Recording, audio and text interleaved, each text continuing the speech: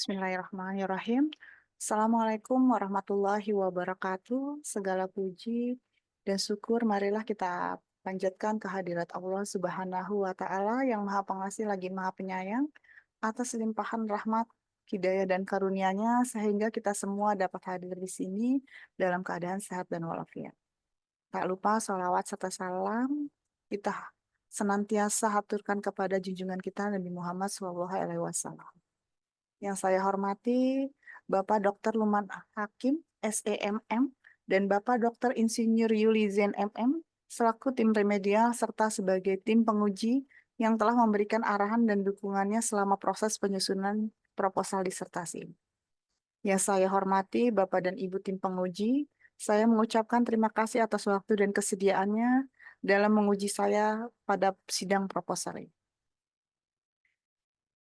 Pada kesempatan ini, saya juga menyampaikan rasa terima kasih kepada rekan-rekan yang telah meluangkan waktunya untuk hadir dalam sidang proposal ini karena kehadiran dan dukungan kalian semua menjadi penyemangat bagi saya dalam menyelesaikan tahapan ini dengan sebaik-baiknya. Perkenalkan, pada hari ini saya dengan Mariati Rahayu, mahasiswi pada program Dokter Ilmu Manajemen Universitas Persada Indonesia dengan NIM 23663900009 akan mempresentasikan proposal disertasi saya yang berjudul Determinan Manajemen Laba serta implikasinya terhadap nilai perusahaan. Adapun latar belakang dari penelitian ini yaitu the rapid population growth and economic development in Indonesia have made the manufacturing sector the most strategic area to gain high returns on investment. Menurut penelitian Vivaldi tahun 2023, di mana sektor industri barang konsumsi merupakan sektor yang menghasilkan produk yang dikonsumsi oleh masyarakat segala umur. Sehingga sektor ini cenderung dianggap merupakan sektor yang stabil dan memiliki prospek yang baik. Industri manufaktur memberikan kontribusi terbesar atas kenaikan pertumbuhan ekonomi yang mencapai 7,07% pada triwulan kedua di tahun 2021, di mana pada periode ini sektor manufaktur sendiri mencatatkan pertumbuhan sebesar 6,91%, meskipun tekanan pandemi pada saat itu. Info yang diperoleh dari kemenperin.co.id. Kondisi pandemi COVID telah menjadi pukulan bagi berbagai sektor industri, termasuk sektor industri makanan dan minuman itu sendiri, di mana melemahnya daya beli masyarakat kelas menengah ke bawah dan kecenderungan masyarakat kelas atas yang membatasi konsumsi selama masa pandemi membuat industri lesu. Daya beli masyarakat menengah ke bawah melemah. Pada saat yang sama, masyarakat menengah ke atas sebenarnya mempunyai uang tapi tidak berani beraktivitas, tidak berani membeli, mereka hanya membeli apa yang mereka perlukan. Info dari gapmmi.id. Peningkatan nilai perusahaan sangat penting bagi manajemen perusahaan karena peningkatan nilai perusahaan berarti memaksimalkan kemakmuran saham para pemegang saham. Nilai suatu perusahaan tercermin dari harga sahamnya, di mana semakin tinggi harga sahamnya, maka perusahaan tersebut dianggap semakin baik, sehingga investor tertarik untuk membeli saham perusahaan tersebut. Investor yang memiliki saham perusahaan mengharapkan harga sahamnya akan terus naik, karena hal itu akan memberikan capital gain yang lebih baik. Earning management is a crucial as it can affect a financial reporting practice and mislead decision makers. Menurut penelitian Suraya tahun 2023, di mana informasi laba yang tersedia dalam laporan keuangan merupakan dasar para investor dalam membuat keputusan. Konflik keagenan juga bisa mengakibatkan tindakan tidak etis yang dilakukan oleh manajemen dengan melaporkan laba yang tidak sesuai dengan kondisi perusahaan. Teori keagenan berasumsi bahwa prinsipal mempunyai cukup informasi mengenai tindakan agen, sedangkan agen memiliki lebih banyak informasi mengenai keterampilan pribadi, lingkungan kerja, serta prospek manajemen perusahaan secara keseluruhan, sehingga terjadinya asymmetric information. Manajemen laba terjadi ketika para manajer menggunakan kebijakan mereka dalam pelaporan keuangan dengan memodifikasi laporan keuangan yang bertujuan untuk memberikan hasil yang meyakinkan kepada para stakeholder mengenai kondisi perusahaan atau untuk memengaruhi hasil-hasil kontraktual yang bergantung pada angka akuntansi yang telah dilaporkan. Praktek manajemen laba dilakukan dengan tujuan untuk mempromosikan citra perusahaan serta menarik perhatian penggunanya, yang tujuan akhirnya dapat meningkatkan nilai perusahaan pada saat tertentu. Pada awalnya nilai perusahaan akan meningkat dalam jangka waktu tertentu, namun kenyataannya manajemen laba tersebut dapat menurunkan nilai perusahaan di kemudian hari. Kemampuan perusahaan dalam menghasilkan laba bersih sehubungan dengan penjualan, volume aset, dan ekuitas disebut dengan profitabilitas. Bila dikaitkan dengan manajemen laba, profitabilitas dapat memengaruhi manajemen untuk melakukan manajemen laba, karena ketika profitabilitas suatu perusahaan turun atau rendah, umumnya manajer akan melakukan tindakan manajemen laba untuk menyelamatkan kinerjanya di mata investor. Semakin baik pertumbuhan profitabilitas, maka semakin baik pula prospek masa depan perusahaan. Di mana perusahaan dengan prospek yang baik akan semakin baik pula nilai perusahaan di mata investor. Jika dinilai baik, maka kreditor, pemasok, dan investor sama-sama akan melihat seberapa besar keuntungan yang dapat dihasilkan oleh perusahaan dan penjualannya. Kepemilikan institusional adalah sebagian saham yang dimiliki oleh institusi atau lembaga, yaitu perusahaan asuransi, bank, perusahaan investasi, dan kepemilikan institusional lainnya. Menurut penelitian Yofianti dan Dermawan tahun 2020. Dengan adanya kepemilikan institusional, akan membuat manajer merasa terikat untuk memenuhi tujuan laba dari investor tersebut, sehingga manajer masih cenderung terlibat dalam tindakan manipulasi laba. Pemegang saham institusional dalam proporsi yang besar memiliki kekuasaan dan insentif yang lebih besar dalam mengarahkan manajemen guna memaksimalkan nilai perusahaan dan memaksimalkan shareholder atau pemegang saham. Menurut Jensen and McCling tahun 1976. Setiap usaha pasti akan membutuhkan modal untuk kegiatan operasionalnya, di mana modal ini dapat diperoleh dari pemegang saham atau yang disebut dengan ekuitas atau yang dikatakan dengan modal sendiri.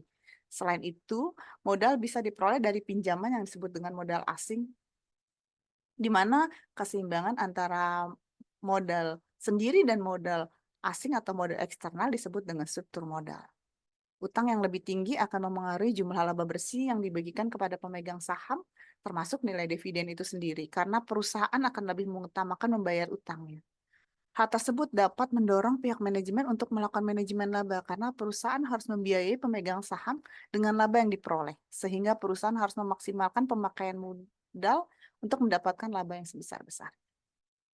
Pengelolaan struktur modal bertujuan untuk menciptakan kombinasi sumber pendapatan jangka panjang agar mampu memaksimalkan harga sahamnya yang tercermin dalam nilai perusahaan.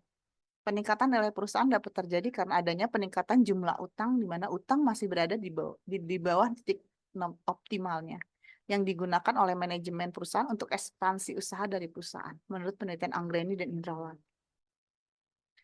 Yang disebut inflasi adalah kenaikan harga barang dan jasa secara umum secara terus-menerus dalam jangka waktu tertentu. Dampak percepatan inflasi dirasakan oleh dunia usaha di seluruh dunia karena meningkatnya inflasi dapat menyebabkan perusahaan memperoleh keuntungan yang kecil. Dalam hal ini, pihak manajemen perusahaan akan mempertimbangkan pelaporan keuangan ketika terjadinya inflasi, karena inflasi yang memberikan dampak negatif bagi bisnis usaha, sehingga manajemen dapat melakukan praktek manajemen laba. Ketika inflasi terlalu tinggi dan sulit dikendalikan, kondisi ini dapat menurunkan nilai mata uang asing karena harga komoditas yang naik drastis. Sesuai dengan adanya teori signaling, di mana inflasi yang tinggi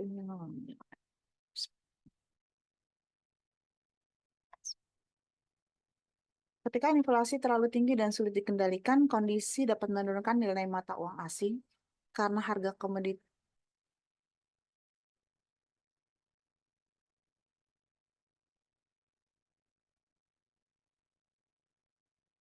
Ketika inflasi terlalu tinggi dan sulit dikendalikan, kondisi ini dapat menurunkan nilai mata uang karena harga komoditas naik drastis. Sesuai dengan signaling teori, inflasi yang tinggi akan memberikan sinyal yang buruk bagi para investor, demikian pula sebaiknya. Menurut Zuhro dan Irsa tahun 2022, hal ini berarti inflasi berbanding terbalik dengan nilai perusahaan, di mana nilai inflasi yang rendah dan cenderung stabil dapat memberikan banyak dana dan peluang bagi para investor untuk berinvestasi, sehingga investor tertarik untuk menginvestasikan dananya pada saham perusahaan. Nilai tukar atau yang sering disebut dengan kurs merupakan perbandingan mata uang suatu negara dengan mata uang negara lain. Pada umumnya investor menggunakan nilai kurs sebagai acuan dalam keputusan berinvestasi. Risiko nilai tukar tidak dapat dihindari ketika perusahaan terlibat dalam transaksi keuangan. Dengan kondisi tersebut, banyak perusahaan mengalami kondisi yang tidak menguntungkan pada laba yang dilaporkan. Nilai tukar merupakan faktor penting bagi perusahaan yang bergerak dalam bidang manufaktur karena nilai tukar sangat erat kaitannya dengan biaya produksi perusahaan dan biaya-biaya yang dikeluarkan.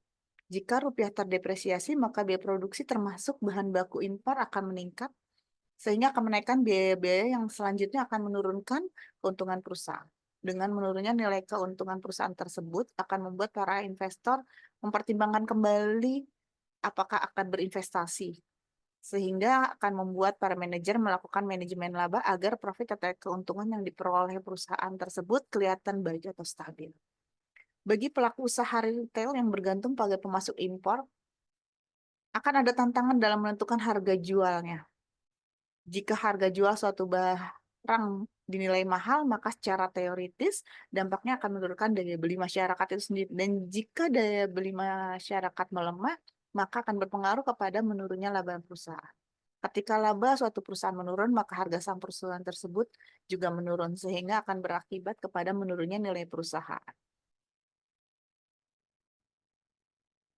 Berdasarkan data yang diperoleh pada perusahaan manufaktur industri konsumsi makanan dan minuman periode 2019 sampai 2023, maka rata-rata nilai profitabilitas yang diproyeksikan dengan return on asset, kepemilikan institusional, struktur modal yang diproyeksikan dengan debt to equity ratio, inflasi, perubahan nilai tukar, manajemen laba, dan nilai perusahaan yang diproyeksikan dengan Tobin-Q dapat disajikan sebagai berikut. Ini merupakan gambar dari rata-rata nilai variabel penelitian. Dari gambar tersebut dapat dijelaskan bahwa nilai ROA berada pada nilai rendah secara keseluruhan walaupun adanya peningkatan dan fluktuasi. Dari gambar tersebut menunjukkan nilai profitabilitas dapat memengaruhi nilai perusahaan karena ketika ROA menunjukkan kenaikan di tahun 2021, nilai perusahaan di Tobin-Q juga mengalami kenaikan, yaitu 2021 bisa senilai 1,2135. Hal ini menandakan ketika profitabilitas meningkat, investor biasanya lebih percaya terhadap prospek perusahaan dan berminat untuk membeli saham tersebut. Kepemilikan institusional dapat dikatakan juga cukup berfluktuasi, di mana nilainya pada tahun 2021 yaitu sebesar 1,44563, namun kondisi tersebut menurun kembali di tahun 2022 menjadi 0,57448 dan 0,5590 di tahun 2023. Dari gambar tersebut menunjukkan nilai kepemilikan institusional tidak berpengaruh terhadap nilai perusahaan, karena ketika nilai institusional naik di tahun 2020 dari 0,39748 menjadi 0,44143, justru nilai perusahaan mengalami sedikit penurunan menjadi 1,03770 dari 1,04187 di tahun 2019. Ketika kepemilikan institusional dinilai tertinggi di tahun 2021, nilai Tobin-Q juga mengalami kenaikan. Namun ketika kepemilikan institusional menurun di tahun selanjutnya, nilai Tobin-Q justru mengalami kenaikan. Tahun 2019 nilai DER cukup tinggi, yaitu sebesar 2,6942 yang mengindikasikan bahwa perusahaan lebih banyak menggunakan utang, walaupun di tahun 2020 mengalami penurunan yang cukup signifikan. Namun kenaikan DER justru terjadi di tahun 2021 dan 2022 dan baru mengalami penurunan kembali di tahun 2023. Perusahaan dengan DER tinggi mungkin memiliki tekanan untuk menunjukkan kinerja yang lebih baik guna mempertahankan kepercayaan kreditur dan kemungkinan mendorong perusahaan untuk melakukan manajemen laba. Selain itu, kewajiban pembayar hutang yang besar dapat mengurangi jumlah kas yang tersedia untuk membayar dividen. Penurunan dalam pembagian keuntungan dan alokasi dana untuk berinvestasi bisa mempengaruhi persepsi pasar secara negatif terhadap nilai perusahaan. Digunakannya perubahan indeks harga konsumen dalam menilai inflasi menunjukkan nilai yang cukup bervariasi, di mana nilai IHK mencapai puncaknya pada tahun 2019 sebesar 139,07 dan turun ke titik terendah pada tahun 2020 sebesar 105,6. Oleh karena itu, perubahan nilai IHK tahun 2020 menghasilkan nilai negatif sebesar 0,24067. Inflasi yang tinggi mungkin berdampak tidak langsung pada Tobinki, karena inflasi dapat mengurangi daya beli dan mempengaruhi persepsi investor. Yang keduanya dapat menurunkan nilai perusahaan. Meskipun kurs dinilai relatif stabil, namun dunia usaha terutama yang tergantung pada barang-barang impor atau ekspor mungkin terkena dampak perubahan kurs tersebut. Hal ini bisa menyebabkan ketidakpastian dalam laba. Misalnya di tahun 2022, ketika nilai kurs naik, manajemen laba juga meningkat. Hal ini menunjukkan bahwa ketidakstabilan kurs mendorong perusahaan untuk melakukan manajemen laba. Selain itu, kenaikan nilai tukar dapat mengakibatkan harga impor menjadi lebih tinggi yang pasti akan berdampak juga pada nilai Tobinki. Secara umum, perusahaan seringkali menghadapi variasi dalam cara mereka menangani pendapatannya. Dalam grafik digambarkan, earning manajemen negatif masing-masing sebesar minus 0,0061 dan minus 0,0070 di tahun 2019 dan 2020. Earning manajemen naik menjadi positif sebesar 0,002336 tahun 2021 dan 0,002671 di tahun 2022. Dibandingkan dengan tahun-tahun lainnya, hal ini menunjukkan indikasi kecil adanya peningkatan manajemen laba atau manipulasi laba. Pada tahun 2023, nilai earning manajemen kembali turun menjadi 0,0001 yang menunjukkan bahwa perusahaan tersebut mungkin telah mengurangi strategi manajemen labanya. Secara keseluruhan, nilai Tobinki memiliki tren peningkatan dari tahun 2019 sampai 2023. Hal ini menandakan bahwa pasar menilai perusahaan tersebut dinilai semakin positif dan dipandang memiliki prospek yang lebih baik. Nilai Tobinki relatif konstan pada tahun 2019 dan 2020 sebesar 1,0419 dan 1,0377. Nilai Tobinki semakin meningkat di tahun berikutnya, yaitu mencapai 1,2135 tahun 2021, 1,4212 di tahun 2022, dan menaik kembali sebesar 1,5729 di tahun 2023. Tingginya jumlah emiten baru selama jangka waktu tersebut juga kemungkinan menjadi penyebab pertumbuhan di tahun 2021 sampai 2023. Riset gap dari penelitian yang saya lakukan, ada beberapa yang saya lampirkan, seperti penelitian dari Isnawati, Fatimah Nur, dan Wijayanti Kesi tahun 2019, terdapat hubungan positif yang signifikan antara profitabilitas dan struktur modal terhadap nilai perusahaan. Menurut Sofia Irma Paramita dan Murwaning Sari 2019, ownership structure variable proxied by institutional ownership shows the direction of negative influence on earning management. Di sini dikatakan bahwa kepemilikan institusional proksi dari struktur kepemilikan menunjukkan hasil yang negatif terhadap earning management. Menurut Yanto dan Lela di tahun 2020 tidak terdapat pengaruh antara struktur modal terhadap manajemen laba. Sedangkan menurut Silviana dan Fitria di tahun 2020 bahwa inflasi tidak berpengaruh terhadap manajemen laba. Menurut Mukhtar dan Dede tahun 2021 di sini menyimpulkan bahwa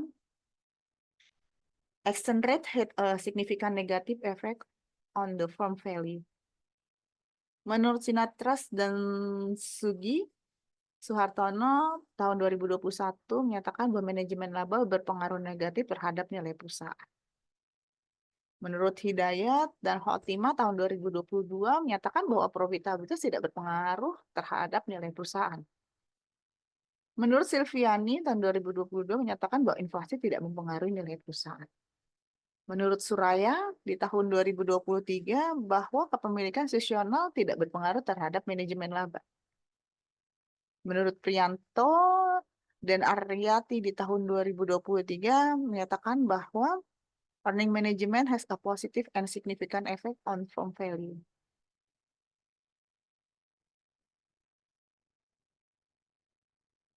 Selanjutnya dari latar belakang yang telah dijelaskan, adapun batasan masalah dalam penelitian ini yaitu variabel diteliti adalah variabel eksogen, variabel endogen, dan variabel mediasi, di mana variabel eksogen itu terdiri dari profitabilitas yang diproyeksikan dengan return on asset, kemudian ada kepemilikan institusional, ada struktur modal, kemudian inflasi dan perubahan nilai tukar. Untuk variabel endogennya yaitu adalah nilai perusahaan yang diproyeksikan dengan Babinki dan variabel mediasi yaitu manajemen laba. Di mana data yang digunakan dalam perusahaan manufaktur subsektor industri makanan dan minuman yang terdaftar di BI. Untuk pengamatan datanya dilakukan pada periode 2019 sampai 2023. Rumusan masalah dalam penelitian ini adalah ada 13 rumusan masalah, yaitu satu, apakah profitabilitas yang diproyeksikan dan return on asset memengaruhi manajemen laba? Yang kedua, apakah kepemilikan institusional memengaruhi manajemen laba? Yang ketiga, apakah struktur modal yang diproyeksikan dengan debt to equity ratio memengaruhi manajemen laba? Yang keempat, apakah inflasi memengaruhi manajemen laba? Yang kelima, apakah perubahan nilai tukar memengaruhi manajemen laba? Yang keenam, apakah profitabilitas, kepemilikan institusional, struktur modal, inflasi, dan nilai tukar secara bersama-sama memengaruhi manajemen laba. Yang ketujuh yaitu apakah profitabilitas memengaruhi nilai perusahaan. Kedelapan, apakah kepemilikan institusional memengaruhi nilai perusahaan. Kesembilan, apakah struktur modal memengaruhi nilai perusahaan. Kesepuluh, apakah inflasi memengaruhi nilai perusahaan. Kesebelas, apakah perubahan nilai tukar memengaruhi nilai perusahaan. Kedua belas, apakah manajemen laba memengaruhi nilai perusahaan. Ketiga belas, apakah profitabilitas, kepemilikan institusional, struktur modal, inflasi, perubahan nilai tukar, dan manajemen laba secara bersama-sama memengaruhi nilai perusahaan.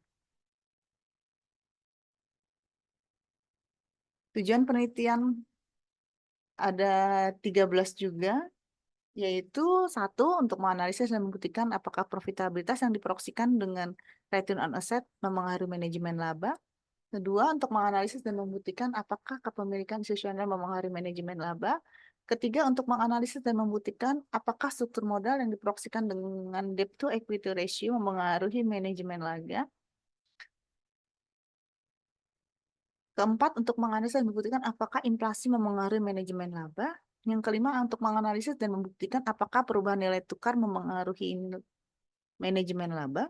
Yang keenam, untuk menganalisis dan membuktikan apakah profitabilitas, kepemilikan institusional, struktur modal, inflasi, dan perubahan nilai tukar memengaruhi manajemen laba secara bersama-sama. Yang ketujuh, untuk menganalisis dan membuktikan apakah profitabilitas memengaruhi nilai perusahaan.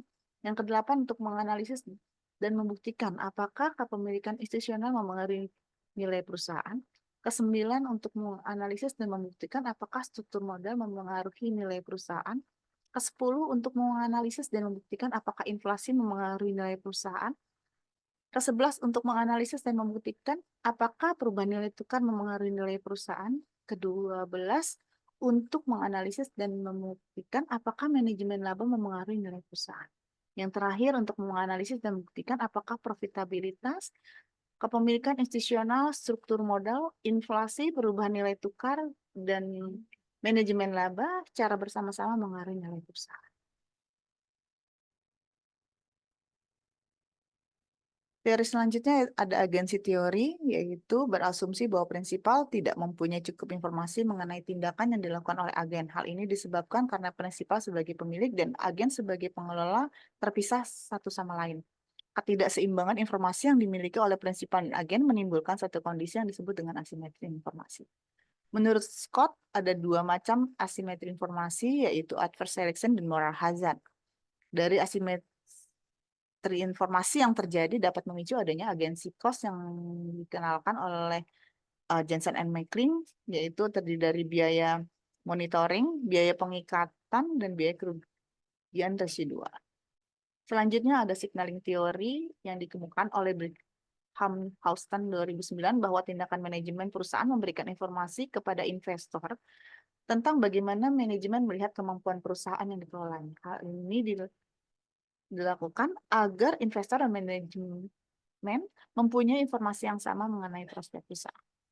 Ketika suatu informasi diberitakan, maka hal pertama yang dianalisis investor adalah apakah informasi tersebut memberikan signal baik, good news, atau signal buruk. Oleh karena itu, informasi yang diperoleh dari signal yang beredar dapat mempengaruhi tindakan investor.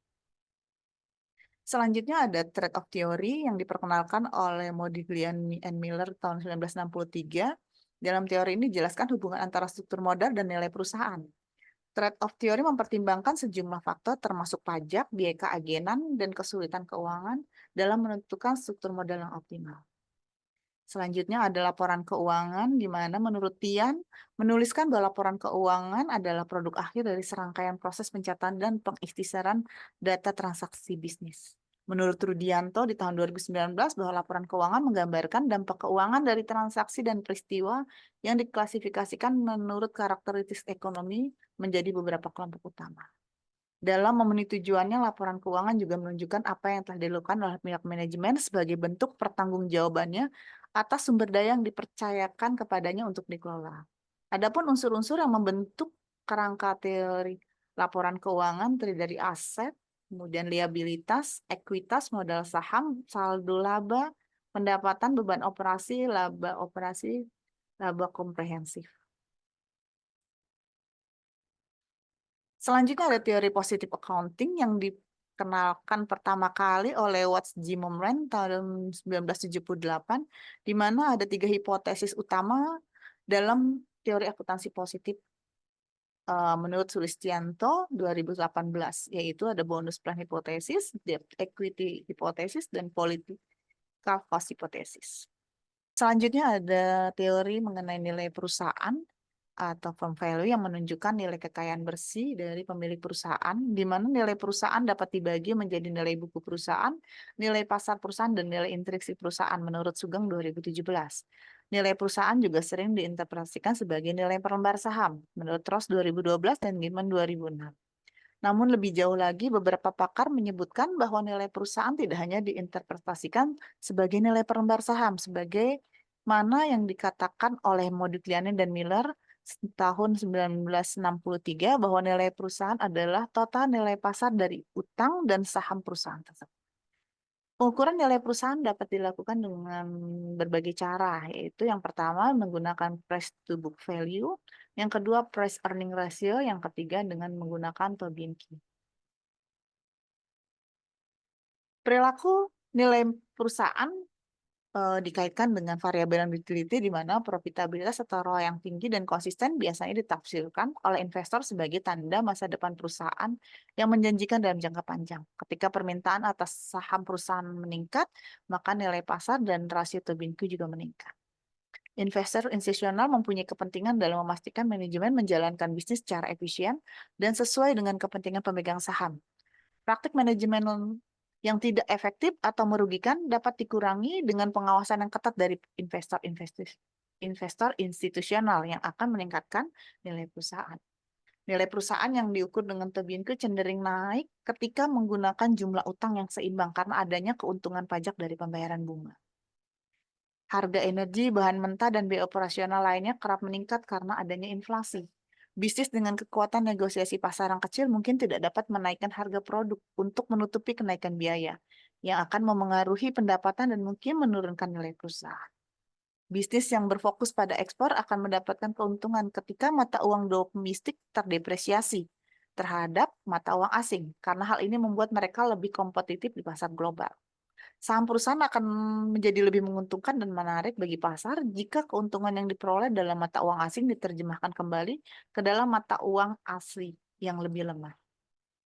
Dalam menjalankan perusahaannya, manajer kadang-kadang melakukan tindakan yang tidak sesuai, seperti merekayasa informasi perusahaan demi memperoleh keuntungan.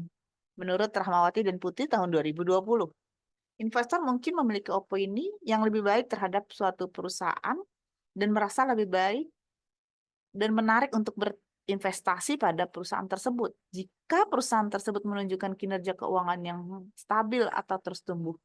Akibatnya harga saham biasanya naik, meningkatkan nilai pasar, dan kemungkinan juga meningkatkan nilai Tobin. Dari penjelasan sebelumnya dapat digambarkan kerangka pemikiran dan hipotesis sebagai berikut, di mana ada 13 hipotesis yang dirumuskan. Yang pertama, terdapat pengaruh profitabilitas terhadap manajemen laba. Hipotesis kedua terhadap pengaruh kepemilikan institusional terhadap manajemen laba. Hipotesis ketiga terdapat pengaruh struktur modal terhadap manajemen laba. Hipotesis keempat terdapat pengaruh inflasi terhadap manajemen laba. Hipotesis kelima terdapat pengaruh perubahan nilai tukar terhadap manajemen laba. Hipotesis keenam terdapat pengaruh profitabilitas kepemilikan institusional, struktur modal, inflasi, dan perubahan nilai tukar terhadap manajemen laba secara bersama-sama. Hipotesis ketujuh terdapat pengaruh profitabilitas terhadap nilai perusahaan. Hipotesis kedelapan terdapat pengaruh kepemilikan institusional terhadap nilai perusahaan. Hipotesis ke-9 terdapat pengaruh struktur modal terhadap nilai perusahaan. Hipotesis ke-10 terdapat pengaruh inflasi terhadap nilai perusahaan. Hipotesis ke-11 terdapat pengaruh perubahan nilai tukar terhadap nilai perusahaan. Hipotesis ke-12 terdapat pengaruh manajemen laba terhadap nilai perusahaan.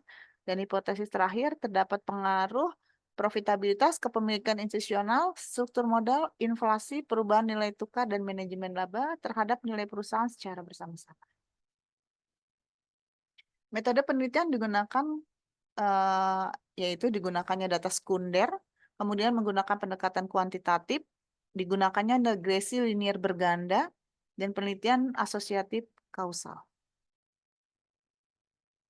Adapun variabel konseptual dan operasional dalam penelitian ini ada 7 variabel, berarti yaitu variabel pertama profitabilitas yang diukur dengan skala rasio yang dihitung dari earning after tax dibagi dengan total aset. Untuk kepemilikan institusional juga digunakan skala rasio yang dirumuskan dengan total institutional ownership dibagi dengan number of sharing outstanding. Kemudian untuk struktur modal juga digunakan skala rasio yang digunakan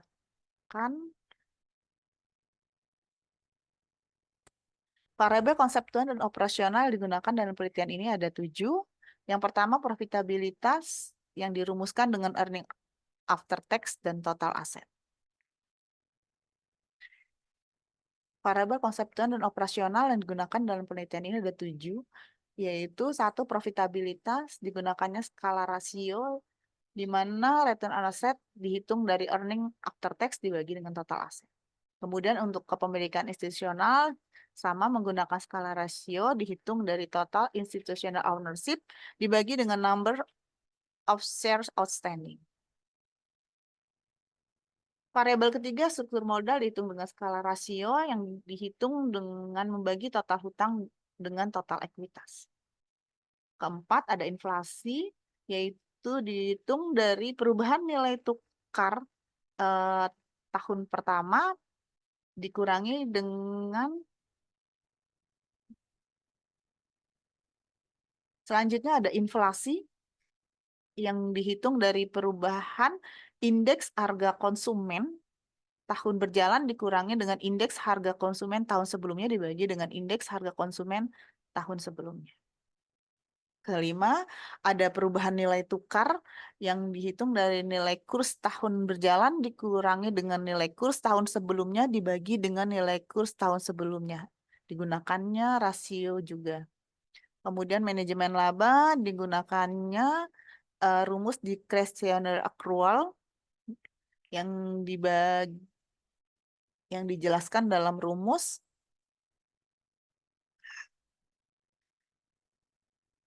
Poin 5 ada perubahan nilai tukar, di mana perubahan nilai tukar dihitung dari nilai kurs tahun berjalan dikurangi dengan nilai kurs tahun sebelumnya dibagi nilai kurs tahun sebelumnya. Selanjutnya keenam ada manajemen laba, digunakan rumus discretionary accrual. Ketujuh, Tobin Q, proksi dari nilai perusahaan dirumuskan dari nilai pasar ekuitas ditambah debt dibagi dengan total aset, di mana nilai pasar ekuitas diperoleh dari nilai closing price dikali jumlah saham yang beredar. Populasi dan sampel yang digunakan, di mana populasi adalah perusahaan manufaktur industri konsumsi makanan dan minuman yang terdaftar di Bursa Efek Indonesia periode 2019 sampai 2023 sebanyak 95 perusahaan. Pengambilan sampling digunakan dengan menggunakan purposive sampling sehingga diperoleh 54 perusahaan. Dalam penelitian ini digunakan adanya 3 model, yaitu ada common effect model, fixed effect model, dan random effect model. 3 model tersebut akan dilakukan uji kesesuaian model, yaitu dikenal dengan uji Chow, uji Hosman, dan uji LM. Di mana dalam uji Chow, model common effect digunakan jika HO diterima dan HA ditolak.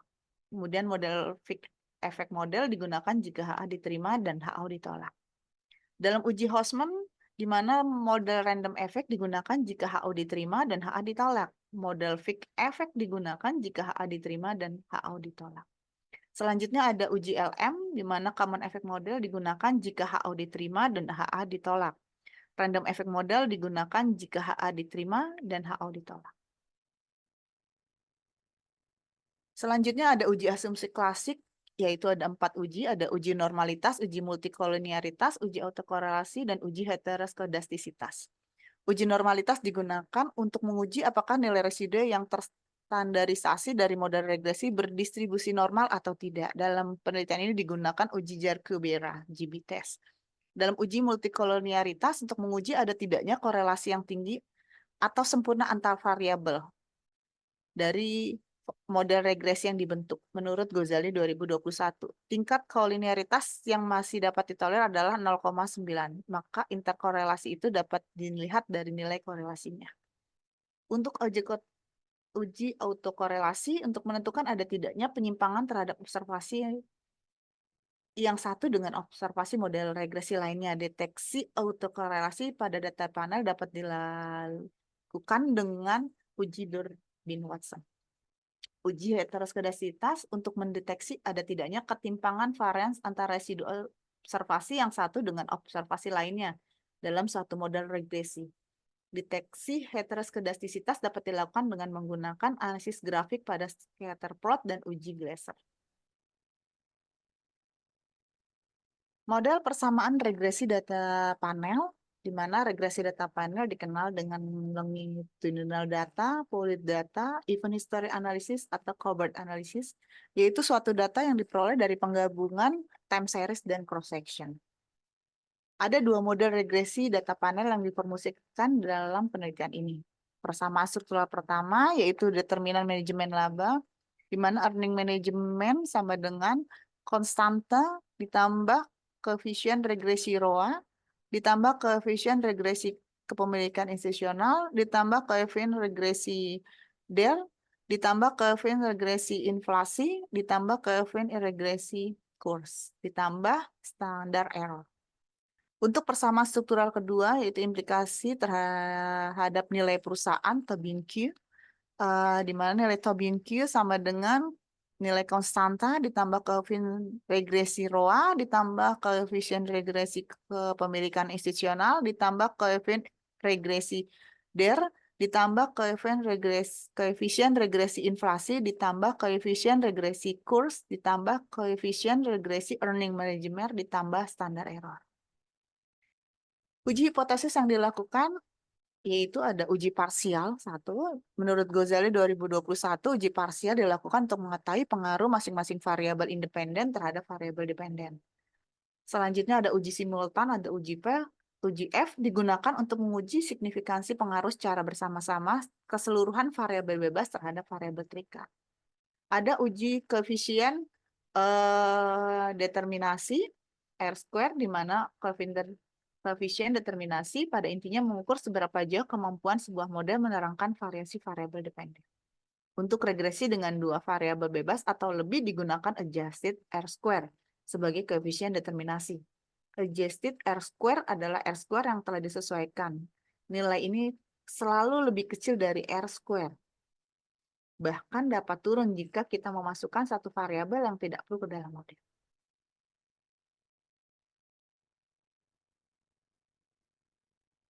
Ada uji langsung dan tidak langsung untuk menilai Hubungan langsung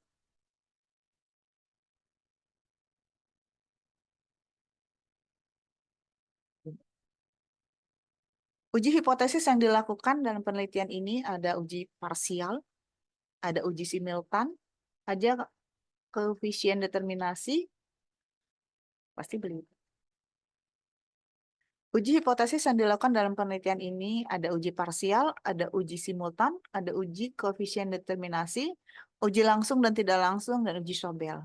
Uji parsial menurut Ghazali dilakukan untuk mengetahui pengaruh masing-masing variabel independen terhadap variabel dependen. Uji F atau uji simultan digunakan untuk menguji signifikansi pengaruh secara bersama-sama keseluruhan variabel bebas terhadap variabel terikat. Uji koefisien determinasi intinya untuk mengukur seberapa jauh kemampuan sebuah model menerangkan variasi variabel dependen menurut Ghazali. Untuk regresi dengan dua variabel bebas atau lebih digunakan adjusted R-square sebagai koefisien determinasi. Adjusted R-square adalah R-square yang telah disesuaikan, di mana nilai ini akan selalu lebih kecil dari nilai S-square, bahkan dapat turun jika kita memasukkan suatu variabel yang tidak perlu dalam model. Selanjutnya ada uji langsung dan tidak langsung. Hubungan langsung terjadi bila satu variabel memengaruhi variabel lain tanpa adanya variabel ketiga yang memediasi atau intervening hubungan kedua variabel tersebut. Hubungan tidak langsung adalah apabila terdapat variabel ketiga yang memediasi hubungan antara dua variabel. Terakhir ada uji Sobel, di mana pengajuan hipotesis mediasi dilakukan dengan prosedur yang dikembangkan oleh Sobel tahun 1982 yang dikenal dengan uji Sobel. Sobel test digunakan untuk menguji kekuatan pengaruh tidak langsung X terhadap Y melalui M. Alhamdulillah, sekian presentasi dari saya. Bila ada kritik, saran, dan masukan dalam penulisan ini, saya mengucapkan terima kasih. Terakhir saya akhiri. Wassalamualaikum warahmatullahi wabarakatuh.